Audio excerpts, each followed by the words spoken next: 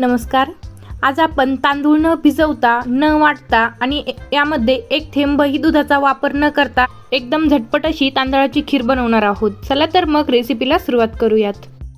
इथे मी एका बाउलमध्ये अर्धी वाटी तांदूळ घेतलेला आहे। इथे मी इंद्रायणी तांदूळ वापरलेला आहे। इंद्रायणी तांदळाची टेस्ट खूप छान लागते। इथे तुम्ही दुसरा तांदूळ देखील वापरू शकता। आता हा तांदूळ स्वच्छ 2 ते 3 पाण्याने धुवून घ्यायचा आहे आणि यातील पाणी पूर्णपणे निथळून घ्यायचं आहे। आपल्याला हा तांदूळ अजिबात भिजवायचा नाहीये। तर अशा प्रकारे स्वच्छ तांदूळ मी धुवून घेतलेला आहे। आता कढई गरम करायला ठेवायची आहे आणि कढईमध्ये 1 चमचाभर साजूक तूप टाकून घ्यायचं आहे। तर या साजूक तुपामध्ये आपल्याला हा स्वच्छ धुवून घेतलेला तांदूळ टाकून छान 1 मिनिटभर परतून घ्यायचा आहे। आपल्याला हा तांदूळ खूप जास्त परतायचा नाहीये किंवा याचा खूप जास्त रंग देखील बदलू द्यायचा नाहीये। तर अगदी हलकासा 1 मिनिटभर हा तांदूळ परतून घ्यायचा आहे। दूध वापरणार नसल्यामुळे तुपाचा छान असा फ्लेवर या खिरीमध्ये उतरेल। तर तांदूळ 1 मिनिटभर परतून झालेला आहे। आता यामध्ये मी 2.5 ग्लास पाणी टाकून घेत आहे। आता गॅसची फ्लेम मोठी करून घेऊयात। यामध्ये मी 2 विलायच्या फोडून टाकून घेतलेल्या आहेत। या ठेसून टाकायची गरज नाहीये। तांदूळ शिजताना ही विलायची देखील यामध्ये छान अशी शिजून निघेल आणि याचा फ्लेवर देखील या खिरीमध्ये एकदम छान असा उतरेल। तर विलायची टाकून झालेली आहे। आता गॅसची फ्लेम मोठीही करून घेतलेली आहे। तर आता आपल्याला मोठ्या गॅसवर ही खीर 5 ते 10 मिनिटे छान अशी शिजवून घ्यायची आहे। आता इथे बघू शकता अगदी 6 ते 7 मिनिटातच हा तांदूळ पूर्णपणे शिजलेला आहे।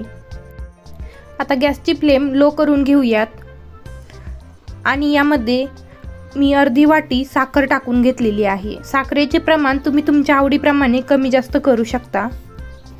आता साखर टाकून घेतल्यानंतर गॅसची फ्लेम लो करून घ्यायची आहे आणि यावर झाकण ठेवून आपल्याला ही खीर 5 ते 6 मिनिटे एकदम लो फ्लेमवर शिजवून घ्यायची आहे। म्हणजे याचा छान असा गाळ होईल। इथे बघू शकता व्हिडिओत दाखवल्याप्रमाणे अगोदर मी सर्व छान असं मिक्स करून घेतलेलं आहे आणि त्यानंतर यावर झाकण ठेवून 5 ते 6 मिनिटे हे आपल्याला शिजवून घ्यायचं आहे।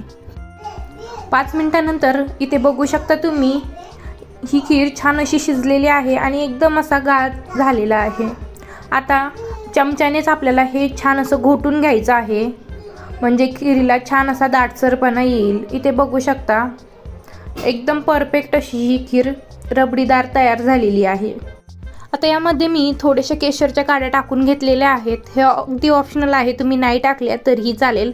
आता ही खीर पुन्हा एकदा छान अशी मिक्स करून घ्यायची आहे आणि यानंतर गॅसची फ्लेम बंद करून घ्यायची आहे।